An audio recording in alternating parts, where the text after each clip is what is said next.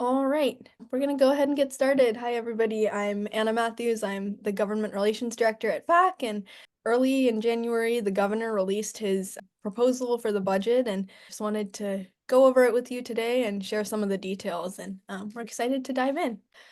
The state budget is looking a lot better than it was last year. We have a $24 billion increase in revenue. Just a reminder, this time last year, we had a $38 billion shortfall. Lots of the budgeting tools that the state put into place have really worked, and we're grateful that we're going to have a lot more stability this year. We know that it's still going to be a little bit rough, but it's a huge improvement. So we're going to have an overall $322.2 billion balanced budget, a $228.9 billion general fund, and $16.5 billion in reserves. So that is wonderful. And then same as last year, on January 10th, the governor proposed budget came out. In May, we're going to have a revised version of the budget. We're going to have budget committees that are meeting at the legislature and really making tweaks to this budget. This is the beginning of a process that will last through the majority of this year. And then by June 15th, the legislature needs to agree on a final budget, and then trailer bill language will start to be introduced and stuff after that. So that is just a timeline of what the budget process is going to look like for this upcoming legislative cycle. All right, so this is sort of the breakdown of what the dollars are looking like for the state and for the California community colleges. We have an 8% increase from last year, and that's a $400 million increase in funds compared to the $600 million decrease that we had last year. So again, that is a sizable improvement. And our total California community colleges budget is $14.5 billion this year. And this graphic, as well as a lot of the information from this presentation, can be found in the joint analysis of the governor's January budget produced by the chancellor's office. So that is also available as a reference to you. All right, so here are some budget updates. So there are proposed reforms in Proposition 2 and Proposition 4, which would help the state really be able to put more money into savings. So Proposition 2 proposed reforms would increase the cap on deposits to the rainy day fund, which is a budgeting tool that we have for Proposition 98, which funds the California community colleges. The cap would be increased from 10% to 20%. Deposits, which currently count towards the state allocation limit, would be excluded if Prop 4 is reformed. So these reforms have been proposed, and we're looking forward to see where those go. There is a 1.7% increase in the Proposition 98 minimum guarantee. There is $80.9 million in capital outlay funding to support 31 different building projects throughout the California community colleges. The student-centered funding formula is increasing by $204.3 million from last year. And I know that this is an object of great concern at lots of different colleges, and we'll dive deeper into it a little bit later, but the SCIF is hold harmless is ending, and we're going to be on a funding floor. So it'll be the same funding levels as we would under hold harmless, but without COLA. And I know that P1 data is going to be coming out this month, and we're aware that the funding floor is sort of placed many districts on the precipice of a fiscal cliff. So we are definitely keeping an eye on this and working with the legislature to see what can be done to mitigate the harm. Right, some other notable things that are in the budget. There's $30 million ongoing to expand the Rising Scholars Program. This is really great news, and it's a wonderful program, and we're grateful that it's being invested in. There's $301.5 million in one-time funding and $29 million ongoing for technology tools and a common cloud data system. We do have some concerns about the cost that this would impose on local districts. There's also $100 million in one-time funds with $7 million ongoing for the expansion of credit for prior learning and the creation of the career passport infrastructure. All of these components are really big parts of the governor's career master plan for higher education. Unfortunately, we have not gotten any more significant updates on what the master plan is going to entail, how it's going to be rolled out, though we do know that credit for prior learning and the concept of a career passport for skills are things that are really important to the governor, and he wants to invest in those. So we'll see what those look like and let you know if there are any significant developments in the future. COLA, everybody's favorite thing. So there is a 2.43% COLA this year for the student-centered funding formula that will lead to $230.4 million ongoing in COLA. We have 0.5% enrollment growth, and that is leading to $30.4 million in ongoing funding. We have a 2.43% COLA for select categorical programs and adult education for a total of $28.7 million. Same thing as last year. It's select categorical programs. Unfortunately, a lot of fantastic programs have been exempted from the COLA. So on this slide is a list of which programs are and are not included. So we have EOPS, DSPS, apprenticeship programs, CalWorks Student Services, CARE, Mandates Block Grant, and the Child Care Tax Bailout Program that do have COLA.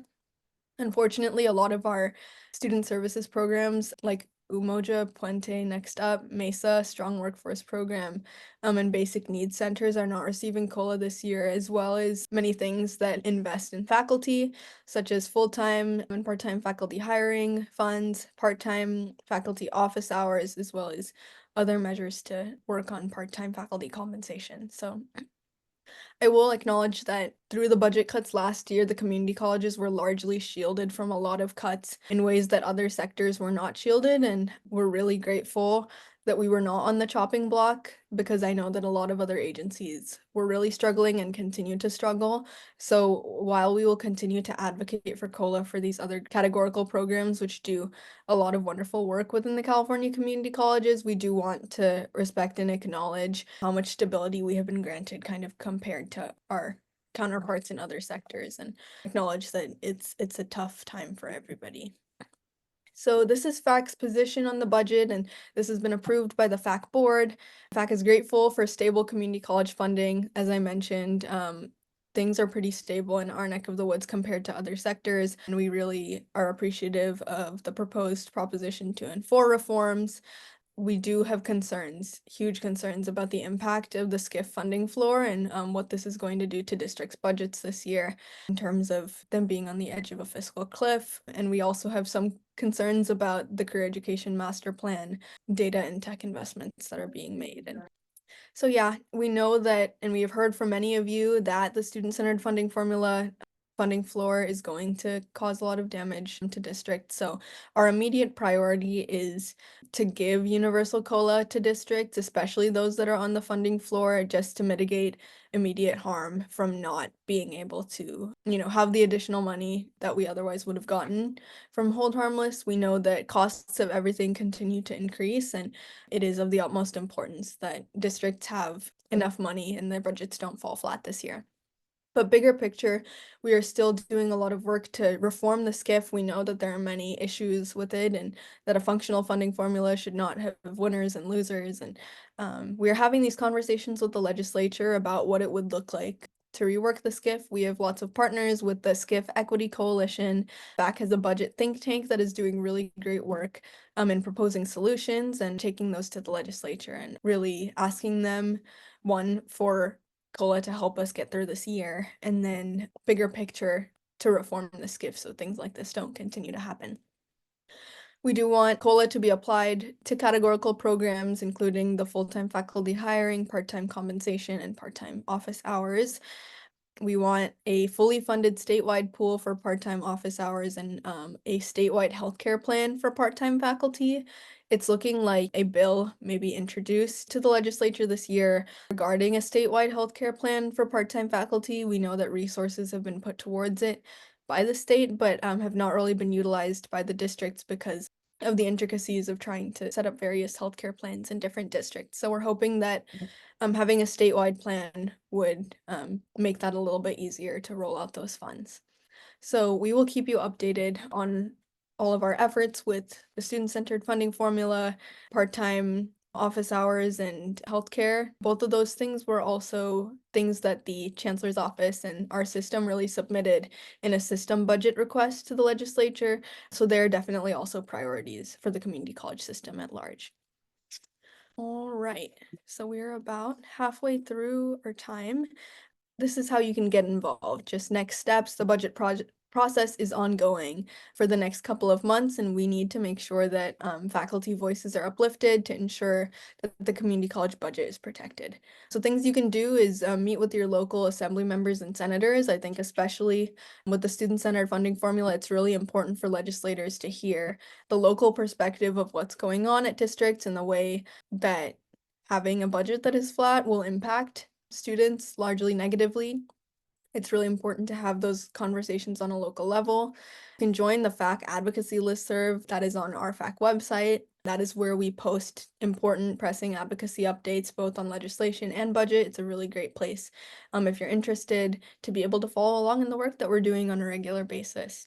And then, of course, in the next couple of weeks, we have our FACC Advocacy and Policy Conference, which I have a slide for right here. We're really excited.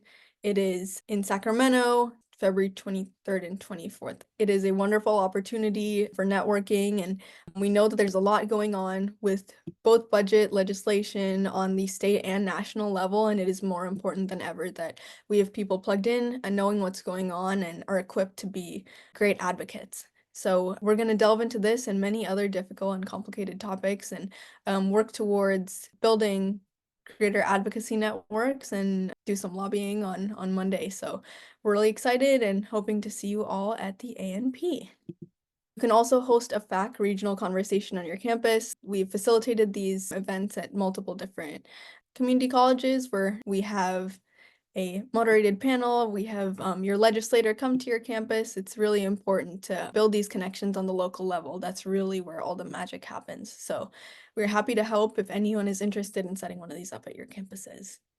So I'm sure that we have questions in the Q&A. So we have Austin Webster, who's the president of W Strategies, helping us with Q&A today. So. All right, first question. Any idea how many colleges are not receiving COLA because they did not hit their FTEs? They will be pushed into a fiscal crisis like our college, and I'm hearing that from multiple colleges. Austin, do you have insight on that? Yeah, thanks, and a great job on the presentation, and Aaron, appreciate the question in the chat here. Right now, we don't have a firm number of the number of districts or colleges that are going to be impacted. I've heard as few as 13 colleges and as many as potentially 35. But again, as Anna mentioned, we'll have a better sense of what that looks like after some of those P1 reports come out here in the next week or so. At which point in time, I do imagine that a lot of districts and a lot of colleges will be mobilizing around this issue alongside, the work that we're doing here at FACC. So, long way of saying we don't know exactly yet, but we will know soon. Mm-hmm. Yeah, and at the Community College League of California's legislative conference last week, lots of folks were in Sacramento advocating for an extension on hold harmless and recognizing the issues that we have with the SCIF. So these conversations are certainly happening in Sacramento, and we would love for you all to be part of that. All right, next question. For colleges that are on the funding floor and will not get COLA next year, does this no COLA apply to categorical programs, or does no COLA only apply to the apportionment funding? That's a great question, Cornelia. So right now, my understanding is that the no COLA will only apply to the apportionment funding, and the categorical programs will receive their COLA regardless of whether or not college is on the funding floor. That's still going to be hammered out by a trailer bill language here that is going to be released over the course of the budget process. But my expectation is that it will only be the apportionment that's being doled out through the SCIF. Thank you, Austin. Okay, Cynthia is asking, how exactly will part-time compensation be affected by the exclusion of COLA? Yeah, it's going to vary from district to district based on your locally collected bargained agreements and what your overall compensation is based on when it comes to COLA. Some districts have automatic SNAP where, if COLA is 2%, they get a 2% increase in what they're looking at. But most districts have to negotiate against what that overall funding line comes in at. So if a district is on the funding floor and they don't receive COLA, odds are good you're not going to be able to bargain against that money. So big picture, there will be a negative impact to part-time compensation and full-time compensation as well. based on that COLA, and realistically for part-timers, as you're thinking about overall costs increasing everywhere else within the district and not receiving additional revenue funding, it's going to put additional pressures on some of those part-time availabilities. So it's definitely going to be something that we push for, and then that will have some broad-reaching impacts on that front. Thank you. What is the estimated COLA for May revised 2025? I don't have a crystal ball as to what COLA is going to look like come May. So for those of you that aren't aware, COLA is actually a calculation that we get from the U.S. Department of Commerce. And then so it's federally calculated based on a number of different factors. My expectation right now, just kind of given where things are at in the market and where the economy is trending, if we do end up getting into a trade war, cost of living the COLA is going to come down from the current 2.43%. I've heard a couple of folks throughout the Capitol say that it's already come down to somewhere in the vicinity of about 1.7. I think that is not an unrealistic expectation as we get into the May revised discussion. But there's a lot of volatility between now and when we get to May revise. So, I don't want to put a number out there and say that that's going to be gospel. Right now, the number that the administration is working with is 2.43, and that's going to be the number until we get to the revise. The January budget proposal is just the very beginning of many months of budget conversations. We know that the data that we have is going to evolve over time. There are going to be lots more conversations that are having on the budget side before May, so things could change a lot. So we'll see what happens, and of course we will do another May revised budget webinar to let you know what happens. Erin says right now we're just cutting faculty, so we'll just cut ourselves out of existence. It pushes us into a doom loop and we can't. They have the power to do something about the funding formula and really take care of a lot of the issues that we're facing. But until they are informed about what exactly is happening on campuses, they won't be able to act accordingly. So I would definitely keep track of the assembly and budget subcommittees on education finance this upcoming cycle. And if you join the FACC advocacy listserv, we'll be able to let you know all the information on when those hearings are, what's happening, and keep you posted. But that story is one that many of you have, and it's something that needs to be told to your local assembly member and senator.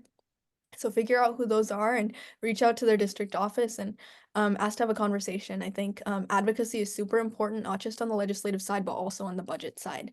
So I think it's a great opportunity for you to reach out to your legislators and let them know what's happening.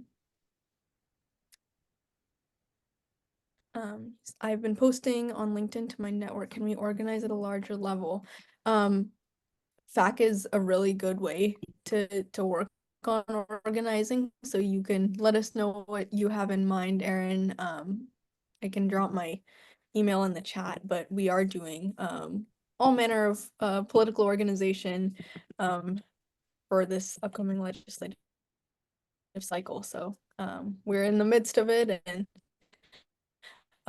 look forward to keep working and organizing FACC in the best way possible. All right. Okay, I think that is all of the Q&A questions that we have for now. If you guys have any other questions, you can email me at amathews@facc.org. I put that into the chat. Happy to answer any other questions if you send them our way. But thank you all for spending your Tuesday evening with us. We're really happy to have had the opportunity to dive into the budget with you and looking forward to keeping you posted as things continue to evolve. Thank you.